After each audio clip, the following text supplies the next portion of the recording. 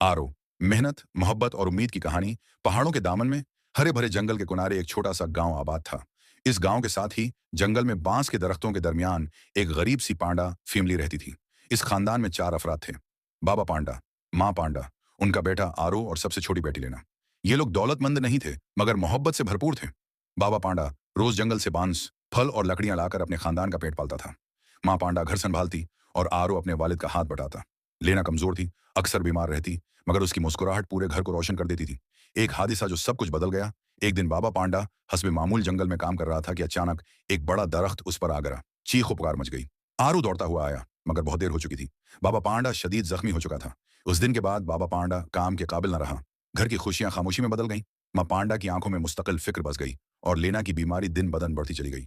बहन का दर्द, भाई की जिम्मेदारी, रात के वक्त लेना बुखार में तड़पती तो आरो इसके पास बैठकर उसका हाथ थाम लेता। वो आहिस्ता आवाज में कहता, ड्रू मत बहन, मैं हूं ना। मगर दिल ही दिल में वो जानता था कि हालात बहुत सख्त हैं। माँ पांडा रात को सबके सोने के बाद चुपके चुपके रोती ताकि बच्चे कमजोर न पड़ जाएं। आरो ये सब देखता और इसी दिन उसने एक फैसला कर लिया।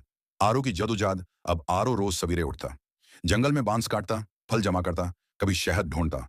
वो थक जाता, गर पड़ता, मगर दोबारा उठ खड़ा होता। वो अपनी भूख, अपनी थिकन, अपना दर्द सब भूल चुका था। इसके दिल में सिर्फ एक दुआ थी, मेरी बहन बच जाए। इंसानों से पहली मुलाकात जंगल के करीब एक गरीब मगर नेक दिल इंसानों का खानदान रहता था। अहमद, उसकी बीवी आयशा और उनका बेटा अली। एक दिन अली ने देखा कि एक पांडा चुपचाप जंगल के किनारे बैठा है। उसकी आंखों में खौफ नहीं बल्कि दर्द था। अली डरा नहीं। वो घर से रोटी और फल ले आया और जमीन पर रख दिए।